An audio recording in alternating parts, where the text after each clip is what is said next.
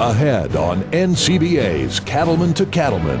On this week's special edition of NCBA's Cattleman to Cattleman, great beef recipes with NCBA chef Shanoa French.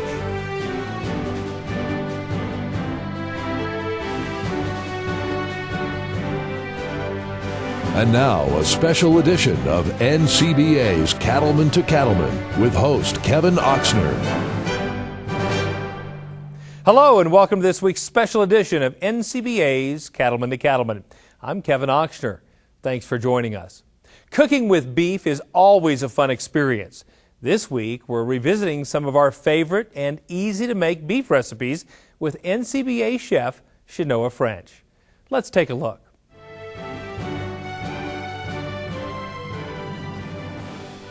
A good beef roast is a wonderful way to celebrate any occasion with your friends and family, or just a nice meal on a Sunday evening. And joining me in the studio is Chef Shanoa French from the Chekhov-funded Beef Culinary Innovation Center at the National Cattlemen's Beef Association. Thanks again for coming back to our show. Thanks for having me. Well, it looks like you have an interesting recipe here that's all green in front of us. Tell us what you got going. We do have an interesting recipe for you today. This is a pesto rub tri-tip with a warm tomato side with it. So that's what we'll talk about. We're going to start here with the tri-tip. Yes. This is part of the sirloin, and I went ahead and rubbed this with a pesto already, just because it's kind of a messy process. But tell us a little bit about the tri-tip, because I know the Californians love it, but it's not a cut that everybody knows what it is. You know, it's not. It's becoming more popular, and even I've noticed in the last 6 months here in Colorado, you can find it. We can find it in most retail cases anywhere you go. But like I said, it is a cut out of the sirloin. Yep. It's a tender cut. It grills great. It's not something that needs any braising or any moist heat to lead to tenderness. You can use a flavor marinade on it, but we don't recommend using a tenderizing marinade on it just because it is a pretty tender cut. Tender cut already. Yeah. Good. So we've started with, like I said, a pre-made pesto. Okay. You can buy it at the grocery store. You can get it frozen. You can get it fresh. I think they even have it jarred now. We need about a half a cup. And you're going to start and just rub it all over.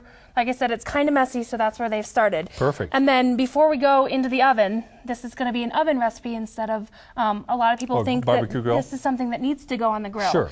It can as the weather heats up and it's nice and warm outside. Most of the Californians will always use this on the grill.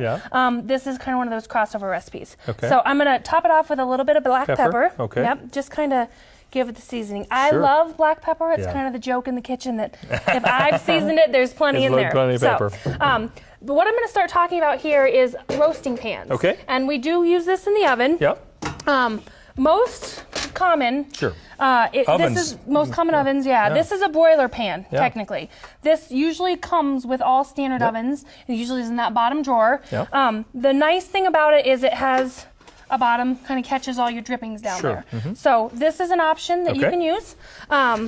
Another option, and what I'm going to go ahead and stick it in, is this is just a different type of roasting pan.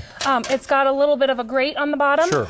The most important thing that you need with a roasting pan is that there is something on the bottom of your pan keeping your beef off the bottom. I see. Because what happens is when you're truly roasting, you need to make sure that it's on there and the air will circulate all the way around the product, come underneath. If you were to put this in the bottom of the pan, as it cooks, there's water, moisture that comes out of your product. And then you're going to have steaming action on the bottom of your pan. You won't get a nice, that caramelization or the Maillard reaction all the way around the food. A wire rack would do the same thing? Absolutely. If you have some sort of a metal cookie sheet at home with a wire rack, as long as it's not plastic, absolutely. So this just gets placed right in the center here. Perfect. Very good. That's easy enough. And then you stick it in the oven? Yep. And I'm going to go ahead and stick this in the oven, 425 degrees. So we are roasting. It's a little higher temperature, and it only goes in there for about 30 minutes. Oh, wow. Yeah. So it's not a long recipe. Make sure you put it in, the middle to the upper 2/3 of your oven. You don't want it real low against the bottom of the oven because you'll have a lot of heat down there. So set your timer. Make sure that you pull it out at 135 internal temperature for medium rare. When you pull that out, it's going to rest and come up in temperature. So we recommend using an internal 135 for medium rare. Yep. Easy enough. Yeah. Okay. So in the process, we're going to make our tomato topping that goes on that. Okay. Goes on top of the plate. This is a can of Italian stewed tomatoes. 1 can, real simple, any brand. Sure. Into a sauce pot. I'm going to turn this up a little bit. Okay. You're going to want medium heat, nothing Okay. more. What you're looking to do is to reduce this down and pull the moisture out of the tomatoes, so I it's see. more of a thickened sauce. I see. A half a cup of white diced onions. If you want to use yellow, you can. Whatever you like. Just for flavor, so Okay. those get mixed in there. And then the recipe, as you see, will call for pesto to go in pesto in here there. as well. Okay, sure. But the trick with that is you want to wait until this sauce gets reduced. Why is that? All the way. If you add it now, the fresh herbs and stuff that are in here will end up getting cooked. Oh. They don't need to be. As you add this in, it'll also give you more of a brown color. It's going to muddy your clarity on this. Because pesto doesn't need to be cooked, Sure. it will not, Towards it'll the kind of end, mute then. the flavor of the pesto at the end. I So see. again, this goes on medium heat. Doesn't really need to be watched. It can kind of be stirred For about how long? ever so often, about 15 to 20 minutes. Like Okay. I said, same kind of time. Get your roast in, that real simple ingredients go in, and you kind of let it go. That's outstanding. Watch it so it don't burn. You don't want to Smells cook it good. too fast. Yeah. And in the Italian stewed tomatoes, that can Yeah. has a little oregano, a Yeah. little garlic, but it's real simple. Yeah. So we're going to let this go. Okay. Once most of your moisture is out of those tomatoes, you just dump in and go ahead and give it a stir. Outstanding. And then what you have over here is as you pull your roast off, like I said, make sure you let it rest. So you'll take it out, pull it out of the roasting pan. Sure. Because if you leave it in the roasting pan and tent it, it'll cook much more and I then it'll see. be overcooked. Oh, I see. Okay. Yeah, that carryover temperature is important that you let it rise and rest. But if you leave it in that hot pan and tent gonna it cook just a too little much. bit, yeah, you're going to have a roast more done than you had Okay. anticipated. And then you just cut it against the grain? Yep, most important thing is you slice it against the grain. And as you see, this does have still a little green color Yeah. to it, but it's kind of something unusual. And it's got a great flavor, pinkness on the inside, That's and then you just fantastic. add those great stewed tomatoes next to it. What a great recipe. That's outstanding. Thanks so much for coming and sharing this again with us, Shanoa. We really appreciate that. And for this and other great beef recipes, just visit our website at cattlemantocattleman.org.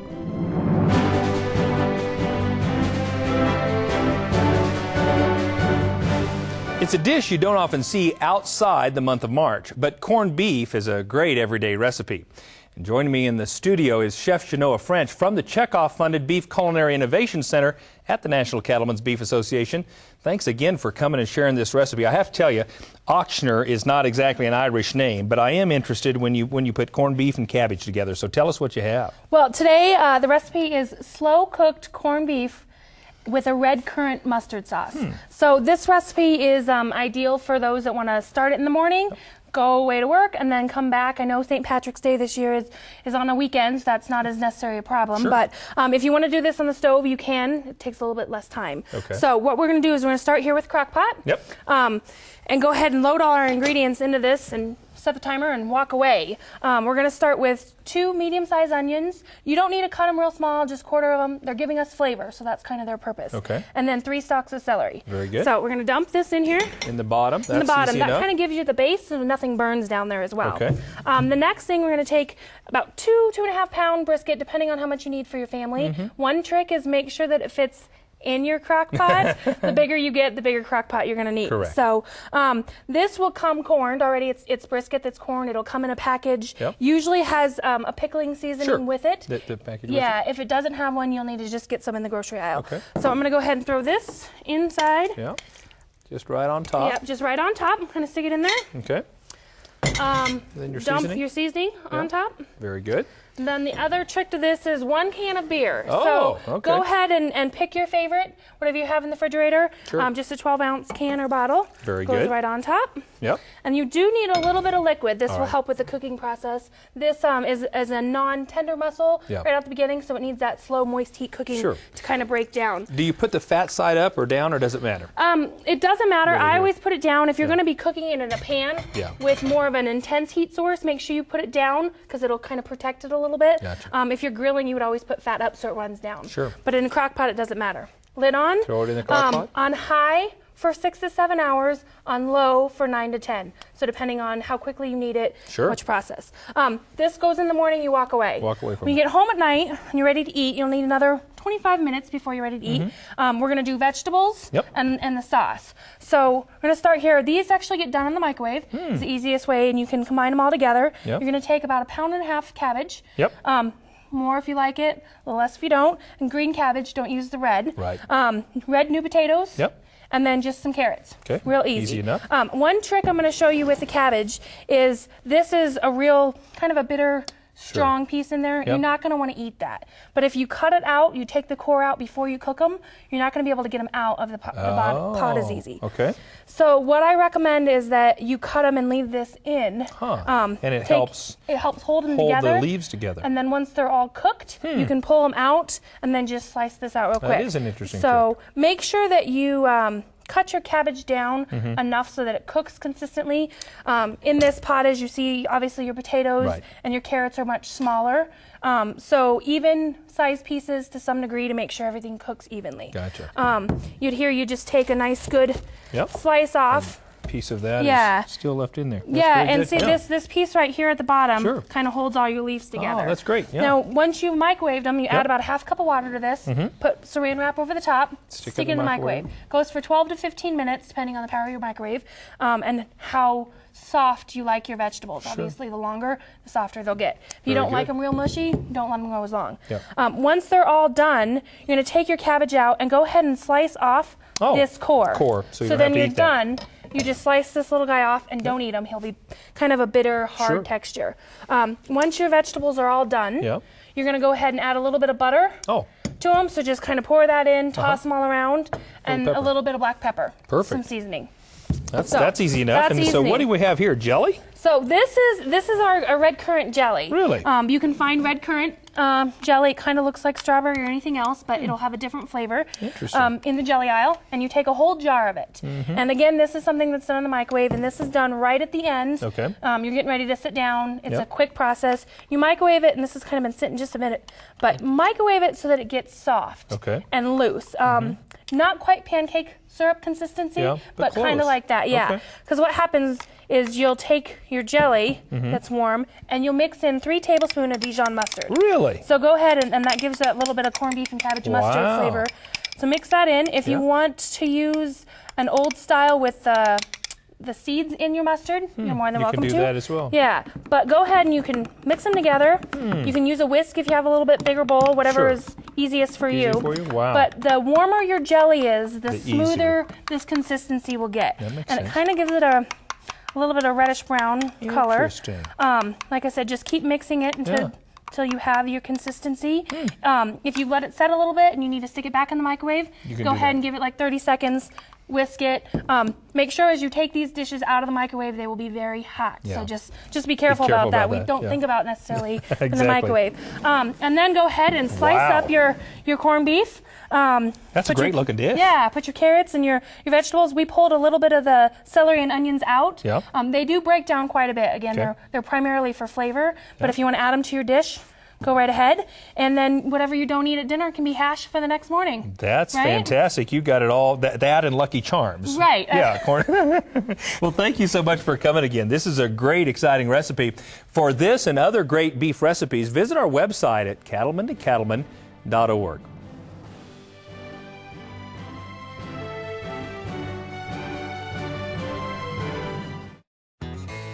It's the official monthly publication of the National Cattlemen's Beef Association.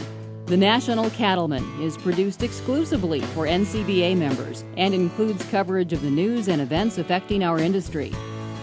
From Capitol Hill to the far side of cattle country, the National Cattleman provides information NCBA members need. Every issue includes market analysis, feature stories, and practical management tips. Start receiving your copy of the National Cattleman. Call 866-USA-BEEF or go online to beefusa.org and join today. The secret to finding more buyers for your cattle is no longer a secret. CattleExchange.com is like no other site. It brings the greater ease of use, detailed information, and searchability found in sites like Cars.com and Autotrader.com to the cattle industry. Upload photos and video to attract more buyers and share greater detail in your listing. Cattle buyers and sellers are connecting in ways they never imagined. Go to www.cattle-exchange.com and discover the secret to better selling.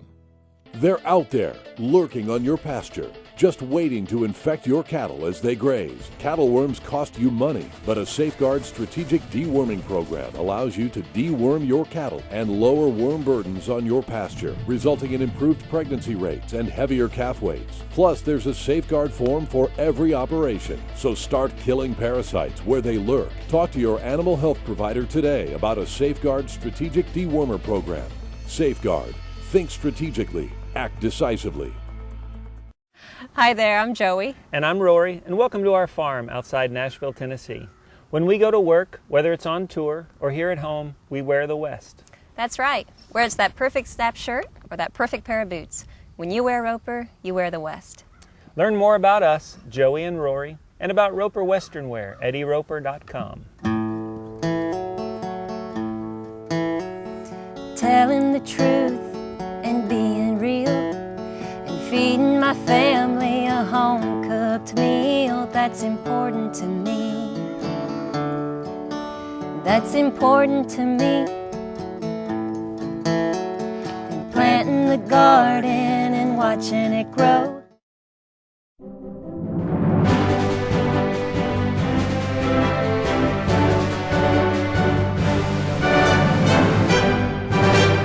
And joining me in the studio is Federation Chairman David Dick and Chef Shanoa French. Thank you so much for both coming to the show. Glad to be here. Shanoa, I hope this isn't what you call too many cooks in the kitchen here today. You will be fine. Well, before we get started on our great recipe, David, I want to talk to you just a moment. Tell us a little bit about the Federation itself. Well, the Federation is the state 50 cents of the dollar. The state's collected 50 cents goes to the Cattlemen's Beef Board, and 50 cents stays at home in the states. There are 45 qualified state beef councils, and that's what makes up the Federation. Very good. And how does the Federation get involved in projects emanating from the Culinary Innovation Center?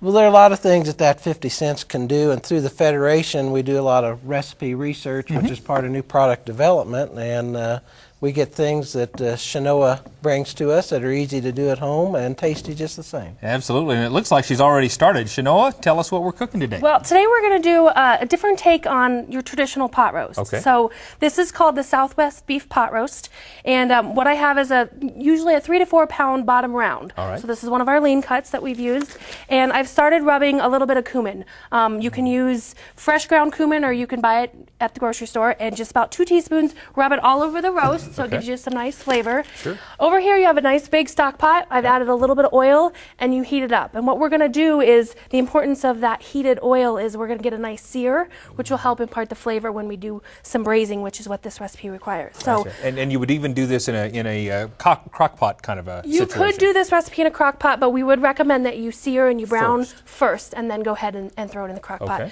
Crock pot is if you're going to want to start in the morning and let it run all day. Gotcha. In here you can do it in about 2.5 to 3 hours on the stove top. So a little bit of oil. As you see, I've rubbed a little cumin on there. I'm going to add a little bit of salt and pepper to the same top and season it as you wish. They call for about a half a teaspoon. I'm going to start, this had a little bit of fat cap, so I'm going to start with that down, just to kind of render some of that off. So you get a nice sear on there, medium heat. Add just the rest of those little sprinkles on here. And what this does is you just kind of let it brown on all sides. So hot pan, you'll hear a little the sizzle. Let it wait until it releases, and then you'll go ahead and flip it and move it around all sides. Very good. So I'm going to let this go. This recipe is a really quick and easy That's recipe. Good, quick and easy. We so like we that. thought that anybody could do this at home. Well, that's what our consumer research tells us too, that it has to be quick and easy. Yeah, this one's not under the 30 minutes, but it's less than 30 minutes prep time for sure. Right. So this is 2 cups of salsa. Pick your favorite kind. Right now they're doing a lot with chipotle salsa or a green salsa verde, whatever you like. And then it'll be 2 cups. As soon as we get this all browned, I'm going to go ahead and flip this to the other side. You'll add the salsa in there and go ahead and put a lid on it. So, and your salsa will come to a little bit of a boil, which is what you want, and that's simmering. And then we're going to add a lid to it, turn the heat down to like medium at the highest. You don't want to you want to make sure that when you put your lid on there and you're going to cook it for about 2.5 hours, that you don't run out of water, because that's the braising process. If you need to add a little bit of water back in, you can do that, but you'll put a lid on tight, and then you let it simmer until it's fork tender. And that's the term that we use for end doneness with any braised product. A lot of times when we're cooking steaks, we talk about medium rare is 145 or that, and we don't have a degree of doneness for braising. It's just fork tender. Gotcha. Okay. So I'm going to go ahead and it's flatten looking this guy out. good. Yeah. So get a little bit of flavor. And you said probably about 3 hours or thereabouts. 2.5 to 3 hours, kind of depending on altitude and the heat. You'll add this in there. You'll see that you get some good sizzling. So you'll bring the salsa up to a little bit of a boil. It's a little different than the old carrots and potatoes in a hot roast, isn't it, David? Onions too. Onions too. So spin that around. It's boiling. You just put the lid on, and I'd turn it down, like I said, to that low medium heat, and you let it cook. All right. Once it's fork tender, you're going to pull your meat out, and then go ahead and add some black beans. A can of black beans. Good. Go ahead and drain them and rinse them, and then 1.5 cups of corn. Fantastic. And this can be frozen corn. If you want to use canned corn, just make sure you drain it and rinse it. This just gets added at the end, and it gets all mixed together till it's hot. And then you pull it out and go ahead and slice it up. Look at this. And then this David, can be now that looks good. That does look good. We've served it over here. This side has a little bit of brown rice. On the right over there is a little white rice, so you can kind of depend whatever the family wants, and some corn chips. Well, David, I don't know if that's Southwest Missouri, but it's certainly a Southwest recipe, and it looks delicious. Now, you can get details on this recipe and other great beef dishes on our website at cattlemantocattleman.org. There's nothing better than a hot bowl of chili after a long, hard day outside. And this week, we have some easy chili recipes for you.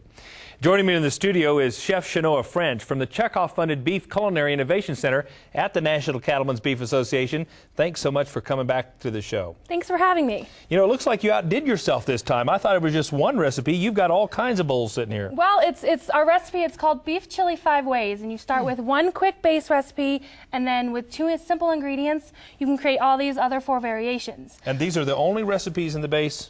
Yep, these are the simple 5 ingredients that you need for the base. So February is National Chili Month, so we're going to talk through that real quick. Everybody has ground beef in their freezer. This is a chili grind. You don't have to, but if you want to, you can do that. It's a pound is all you need. Pound of ground beef. Yep. And then it's a simple can of diced tomatoes with chilies. So that gives you a little bit of heat, a little bit of flavor. Yep.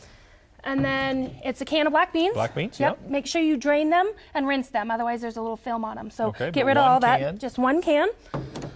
Can of beef broth. Really? Yeah, you can either do a base and then add water, or you can just buy a low sodium can if you want to. Outstanding. And of course chili powder, and then, our other ingredient is your simple chili powder. How much? It's a tablespoon. So you'll start brown your ground beef, add the cans of everything, put a lid on it, let it simmer for 20 minutes. That's all? Easy. 20 minutes, you have dinner. So this can be a quick evening meal as well. Wow. And this is your base. So you can serve it with some nice crusty bread if you want to put just a little bit of sour cream or a little bit of cheese, whatever you want for your chili. There you go. Tortillas, whatever you want. Yep. So that's the first one. Okay. So the second one, this is a Moroccan style. Okay. Yeah. So after you've added your chili powder, you're going to add a couple diced dates. All right. Make sure they're pitted. You don't want to bite them.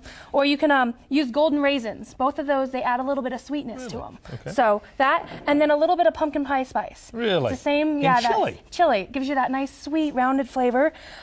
If you like to substitute beans in this recipe, you can do garbanzo beans instead of the black beans. But we've plated this here on a nice bed of couscous, a little bit of Greek yogurt, and some sliced almonds. Now, I have to tell you, we don't have couscous and Greek yogurt in our kitchen, but maybe we could buy it, huh? You know, for this one, you could try it. Something different. All right, good. So that's number 2. Very good. Number 3 coming up. Number 3, we're going to move back over here. This you might have. Yes. This is our Mexican version. Very good. Have you ever had Mexican mole before? No, I don't think so. So it's your traditional sauce that's done in a lot of Mexican restaurants, and it's unsweetened cocoa powder. Gives it just a little bit different flavor. Really? They talk about Mexican chocolate, and it's not as sweet as most people in America are used to. So again, a tablespoon of this goes into at step 2. Let it simmer. And then this one, we didn't put it on anything. We added some corn tortilla chips on the side, a little bit of cilantro. What are those other? These are pepitas, and they're actually pumpkin seeds. So, really? Yeah, you know how you'd crack a sunflower seed? Oh, yeah. This is like the inside of a sunflower seed. And you just buy them that way? You can buy them that way, yep. And any, you do probably need to go to like the Hispanic aisle in the grocery store, but you can get them at any grocery store. Okay. Yeah, so Number 3. Number 3. This is what we call Cincinnati style. All right. Into step 2 in the ingredient list, you add a little bit of white vinegar. So a little liquid there.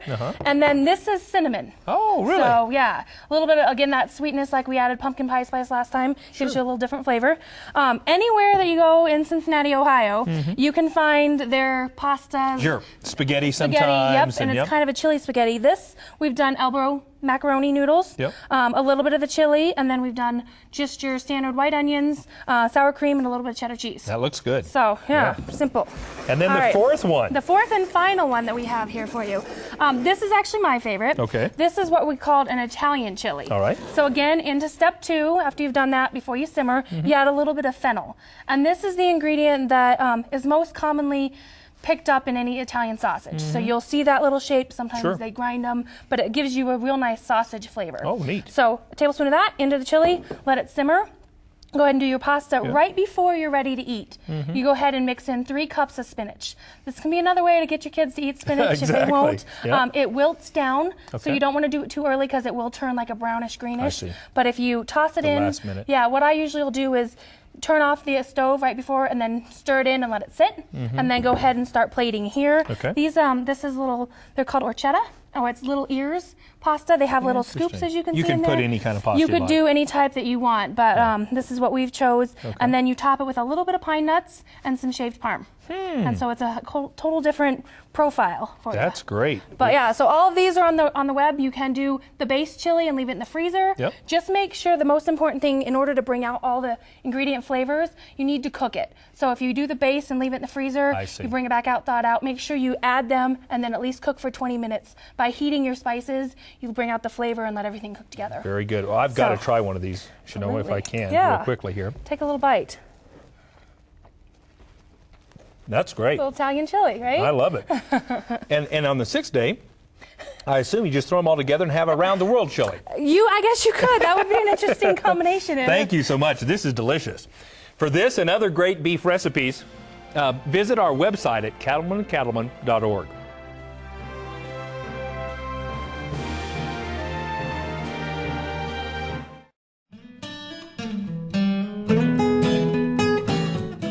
Beef magazine is important to those of us in the industry. Being able to go back and maybe reread something several times to really understand how it relates to us and how we can use it in our operation becomes really important to us. The magazine becomes a good reference point in numerous areas, and most of the time the topics are pretty timely to what's going on in the industry. It's Boots on the Bay, the 2013 NCBA Convention and Trade Show, a unique, fun environment for cattle industry members to come together and have some fun in the sun. And while you're there, check out Superior Livestock, your one source for all your livestock marketing needs. Superior has answers for marketing your livestock nationwide, including marketing cattle 24/7, 365 on Superior's country page. So shine your boots and we'll see you in Tampa. Spurs are optional. No storm is too powerful for new Purina Wind and Rain Storm Minerals, formulated with ultimate weather resistance. That means more minerals in the feeder and available to your cattle. Wind and Rain Storm Minerals provide more consistent intake and balanced mineral nutrition to optimize herd health and breedback rates. See the difference at your local Purina dealer or visit cattlenutrition.com. Wind and Rain Storm Minerals, another way Purina is building better cattle. Hay season may be over, but the savings aren't. Announcing the John Deere Green Fever Sales Event. Save big with bonus cash or special financing on our high-quality lineup of mower conditioners, balers, and select hay tools. Plus, get great deals on versatile 5 Series or rugged 6 Series utility tractors. Catch the fever with these amazing offers on John Deere hay tools and tractors during our Green Fever Sales Event. Come in and save today.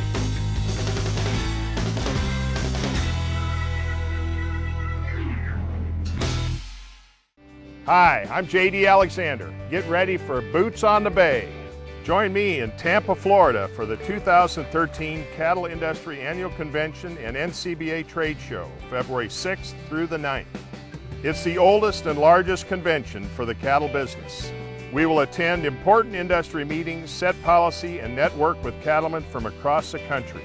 The NCBA Trade Show will have over 250 exhibitors highlighting the latest products and technology for the cattle industry. And of course, there will be plenty of time to kick back and relax with our fellow cattlemen and cattlewomen at the Cattlemen's Beach Bash, featuring the Beach Boys. The good times continue with the Hot Havana Nights after party with music from the Bellamy Brothers.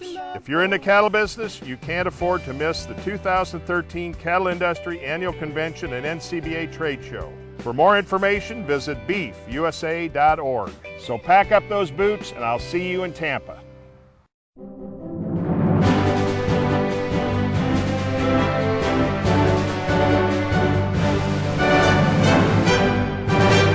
Are you ready for some football? Just in time for the football season, we have a great beef recipe that's perfect for those football tailgate parties. And with me today, we have Shanoa French with the NCBA Culinary Services team. Thank you so much for joining us today. Thanks for having me. Shanoa, this looks a little different than most tailgate parties I've been accustomed to, but tell us what we're going to cook today. We're going to kick it up just a notch, and we're going to do beef satay and a spicy peanut sauce. Wow. So the great thing about this recipe is you can do a lot of stuff at home in the morning, stick it in the cooler, get down there, set up the grill, and then have dinner ready for kickoff. Perfect. So we're going to start here with our peanut sauce. Okay. We'll get that done. This would be started ahead in the morning and then sent just in a cooler, in a Ziploc, whatever you want to do. Okay. We're going to start with creamy peanut butter. I've got that. This just here is a half a cup of creamy peanut butter. Okay. We're going to stick it in a bowl. Yeah, that's easy to find. Yeah. Even college kids have peanut butter. Absolutely. Next, we're going to add in some soy sauce. Okay. This is just a couple teaspoons of soy sauce. If you want to use low sodium, we recommend that, but if you don't have it, you don't need to. Okay. Next is going to be milk. Yep. This is a third a cup of milk. That just gets added in. And the trick is when we start mixing this, you got to go slowly. Right. Otherwise, you'll wear the milk.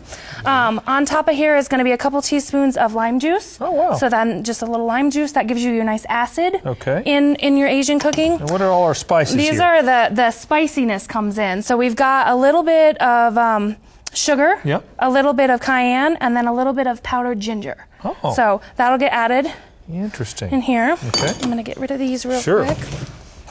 And then I'm going to just start, and you can either use a whisk or a spatula, but the best thing to do is just going to be to kind of get these, whatever you're more comfortable with, get these good and combined. Okay. And you want just a real nice, it'll be a little looser than normal peanut butter, obviously, with the milk in there. So do you have to chill it before, or I mean, do you have to chill it then and let it set, or you just whisk it up like this and take it with you? Just whisk it up and then obviously throw it in the cooler because it's got milk in there. Okay. But when you get down there, it'll be easier to dip your satay in it. Sure. Sorry. No problem. When it's not as cold. Okay. So when you get down there, pull it out and let it come to room temperature.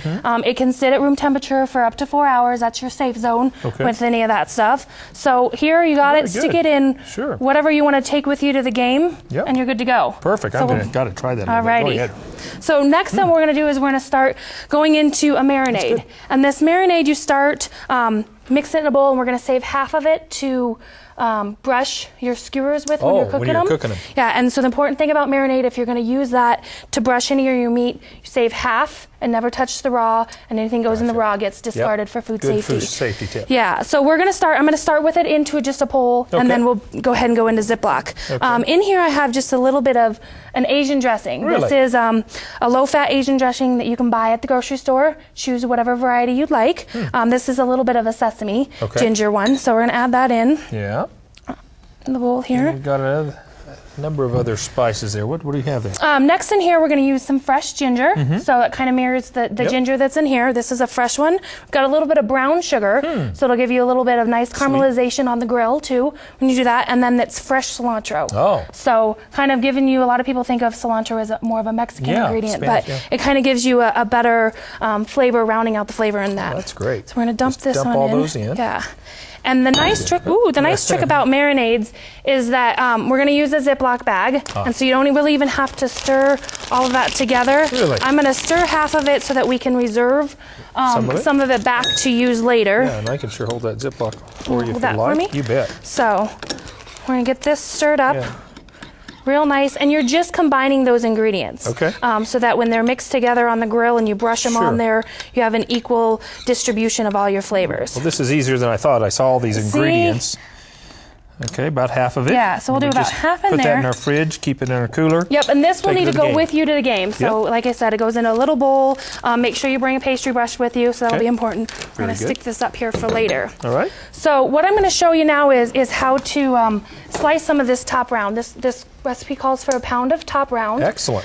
It's one of the 29 lean I was cuts. going to say, yeah. So, and it's a great use for round. It does need to be marinated, so that's kind of where this goes. And this recipe is best marinated anywhere from 30 minutes to 2 hours. Okay. We usually recommend that full 2 hours to help all the flavors and the acid that's in this marinade to kind of do its magic. Sure. That's why it's great. You can do it at home. The drive time, by the time you get there, you're ready to go. There you go. Perfect. We're going to do nice thin slices. Okay. We're going to be putting those nice thin slices onto the skewers.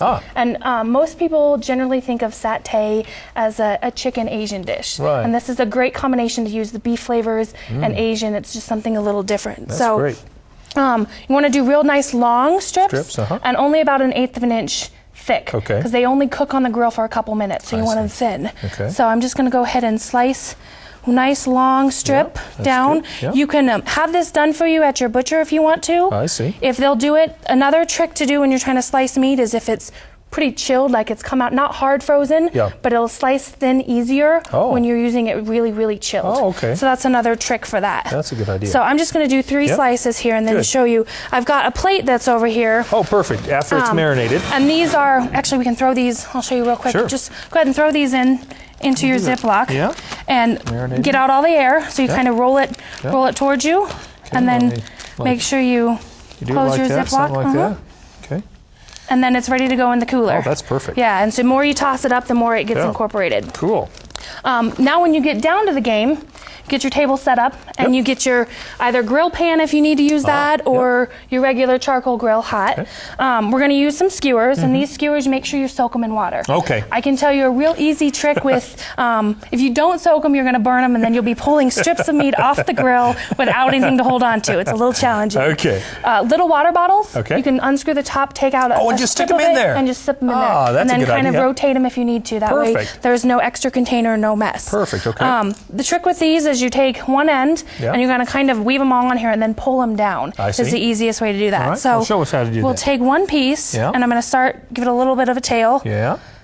And then I'm just going to continue to weave. Oh, I see. And you go about every inch. About every is inch, the easy okay. thing. And Good. I always leave mine all together close, Oh, and then really? I'll spread it out. Spread it out later. So if you try to push them down, then you're fighting yourself. I see. So I always do mine all up tight, up on the top Like here, that? Okay. and then I will slowly. You kind of look like ribbon candy. Sure. Just so you ease it kind down. of push them down, and you want a little bit of the snake-like ribbon effect. All right. It'll help with cooking quickly on both sides. Yeah. So that's a real quick, easy. Oh, that's cool.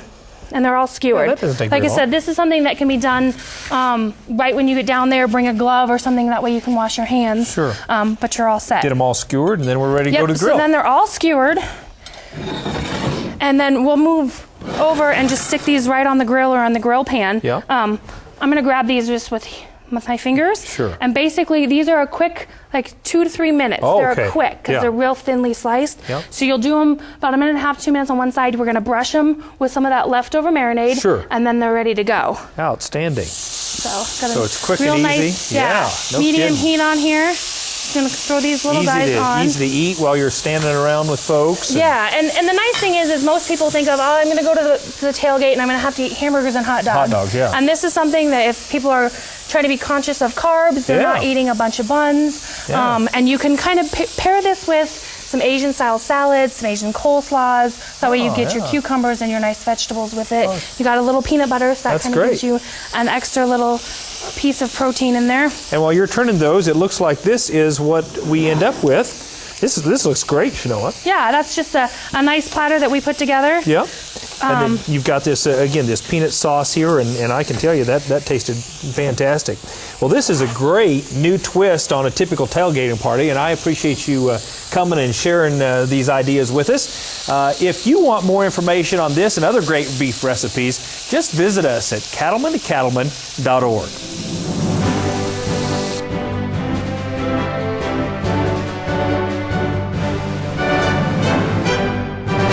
The Cattle Industry Annual Convention is a great place to network, and this year attendees had a chance to connect over a little beef, beer, and bourbon at a special event sponsored by Alltech. Let's take a look.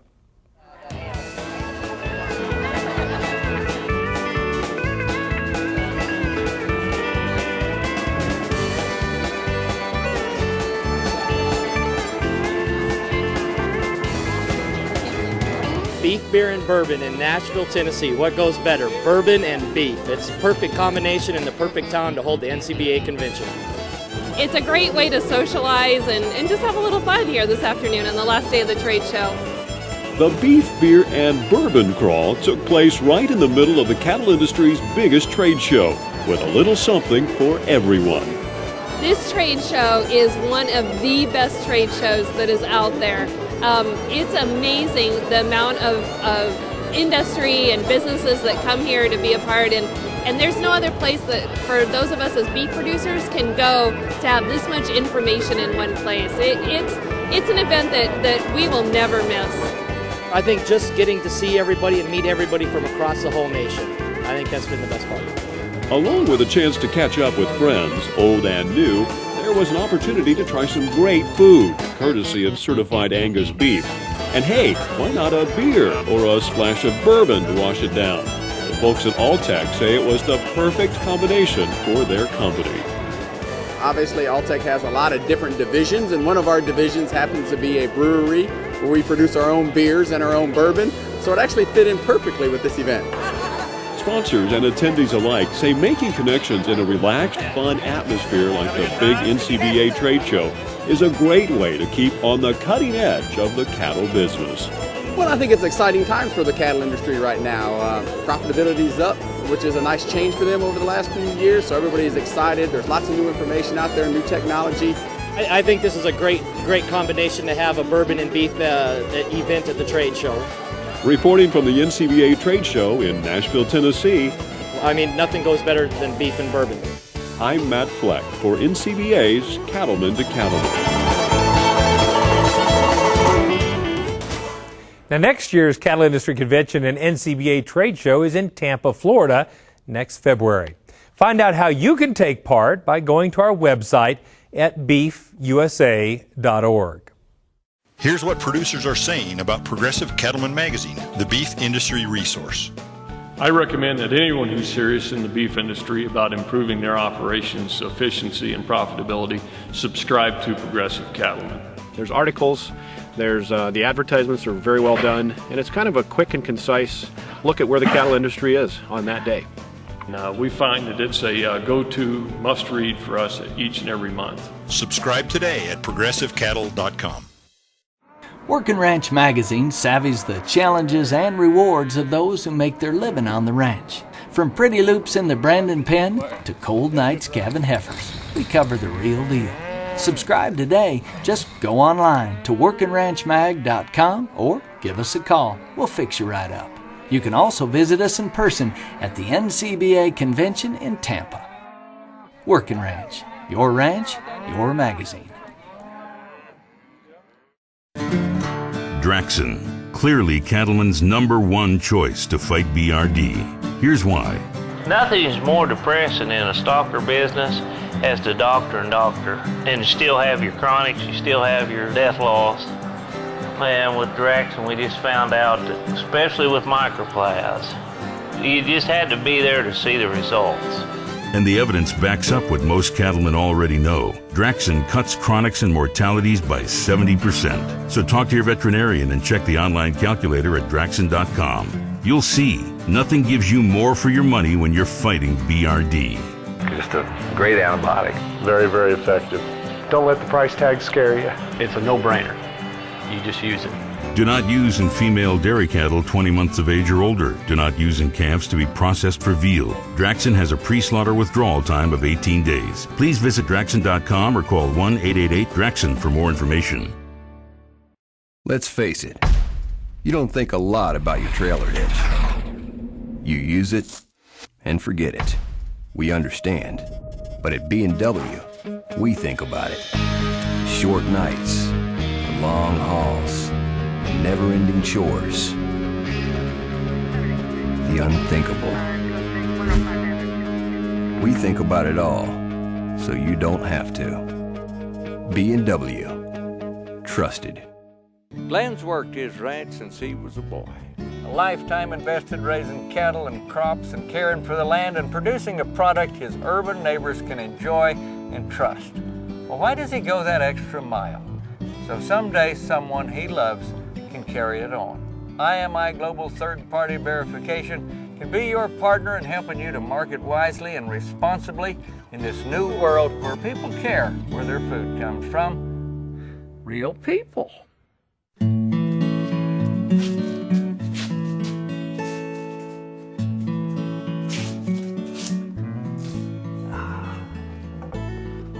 Most of us in our daily lives have occasion to be a good Samaritan, to help someone in need, like stopping to help a stranded motorist or feed the neighbor's dogs and horses while they're away. However, in spite of our good intentions, our generosity can backfire, like offering to tune Willie Nelson's guitar. Or, as a surprise, cutting down the big oak tree in the neighbor's yard so they can have a better view of the reclaimed open pit mine. I ran into Scott at the wheat growers meeting. He reminded me that he'd come to a poetry gathering I had done. He'd worried that he would not be able to get a good seat. But, he said, to my good fortune, I managed to get a single on the 4th row center. It was great, he told me.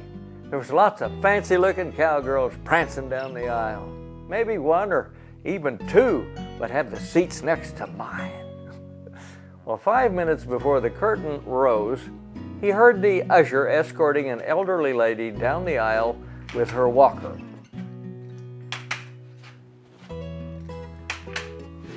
They stopped at the end of his row. Those seated rose so she could work her way to the seat right next to him. Well, the usher left her walker in the aisle. Scott said the lady was nice and laughed a lot. She managed to stand up during the patriotic piece and then later at the conclusion of the show. As she stood to leave, she tottered and seemed to collapse. Well, Scott slid his hands underneath her armpits and caught her.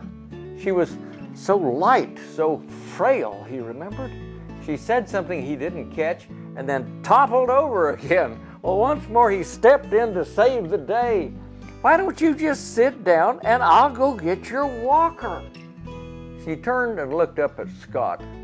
I was trying to tell you, Sonny, the usher's got my walker and is waiting for me, and if you'll just let me pick up my purse, I'll go. This is Baxter Black from out there.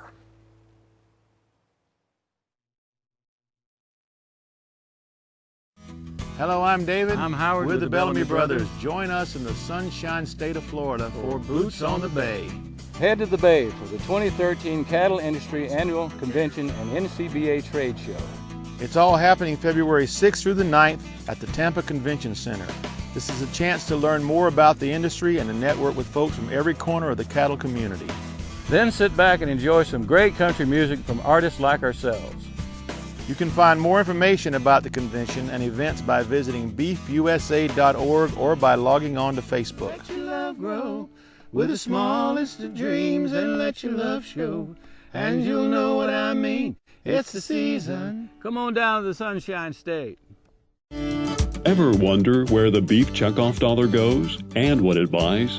The Federation of State Beef Councils is made up of the 45 qualified state beef councils that collect the $1 per head beef checkoff.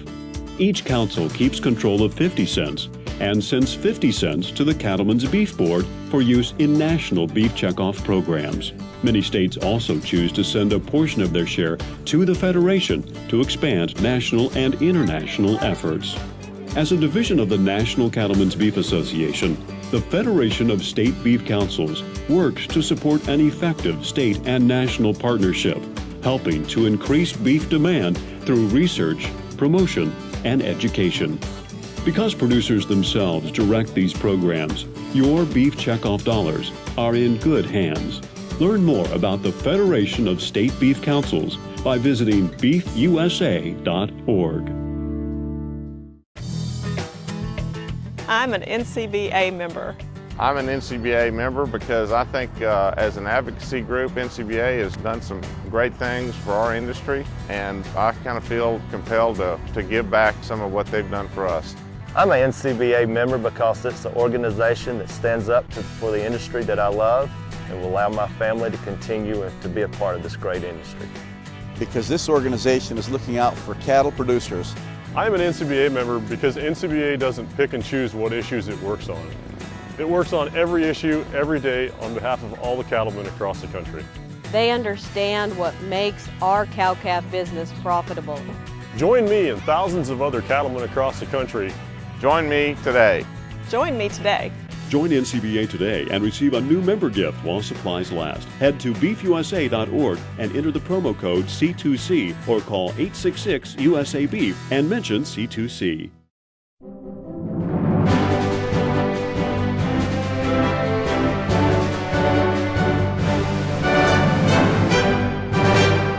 Let's take a moment to look at this week's legacy photos from around the country.